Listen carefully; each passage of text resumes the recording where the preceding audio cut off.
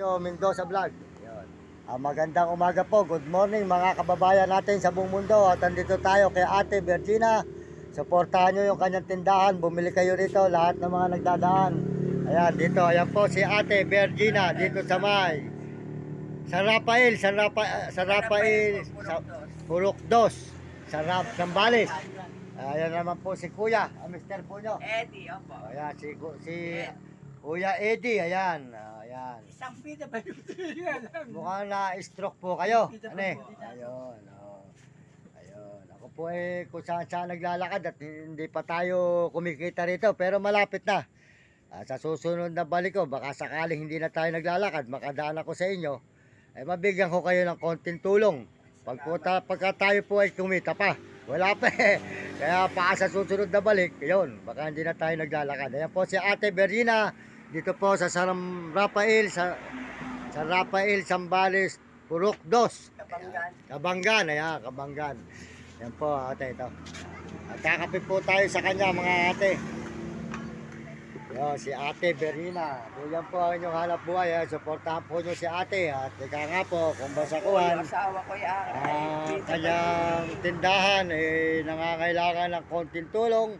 Na mga nagdaan ng kapwa ko, brother, dumaan kayo kay ate, kayong mga kumikita na, medyo tulungan natin siya ng konti, mga kababayan, mga kaibigan. Ayan, tingnan po nyo, kukunti lang po ang tinda.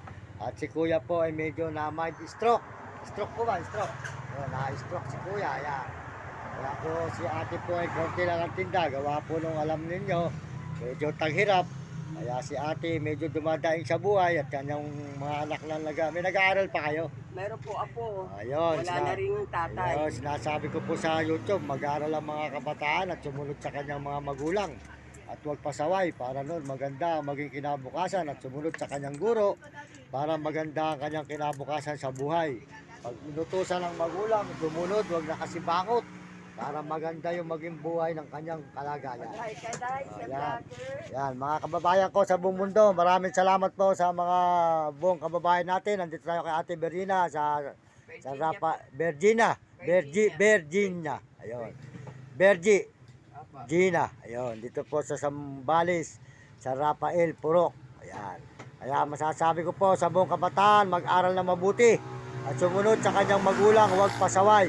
Sumunod sa guro para maganda matutunan at maganda maging buhay nang hindi makatikim ng hirap. Ayan, dito po tayo kayo kay Ate Virginia.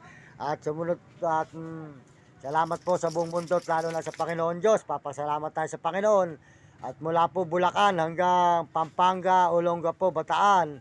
At saka po Subic, andito na tayo sa Sambales, sa Rafael, kay Ate Virginia. At na tayo po ay magkape mga idol. Makainom tayo ng kape at gawa po yung barangay doon, magkape rin po naman tayo. Mabait naman din po yung mga kagawa doon sa may Santa Rita. Yan. Dito po tayo kay Ate Virginia. Salamat po sa mga Amerikano sa suporta sa ating channel at mga Amerikana. At saka po sa mga Koreano at mga Chinese sa Tapot Negro. Tara po mga kababayan natin sa buong Pilipinas. Andito po tayo kay Ate Virginia. Yan, salamat sa mga kababayan sa iyo ko natin tatapusin. Para pag hinanap mo sa YouTube, makikita mo yung picture mo. Na may cellphone ba po mo? Meron din po akong cellphone. Ayun, pakisubscribe na lang nyo ako, Mario Mendoza Vlog. Ayan, mapapanood nyo sa YouTube. Ayan po si Ate Virginia, mga kababayan, mga kaibigan. Suportahan natin ang mga brother na mga nagdadaan dito. Medyo mga brother na kumikita. Pakisuportahan si Ate Virginia at gawa lang tayo wala pa. Pag tayo nagkaroon, babalikan natin si Ate Virginia at bibigyan natin ng tulong para madagdagan ang kanyang konting tindahan. At konti lang po ang kanyang tinda. Masipag po siya magnegosyo. Ayan.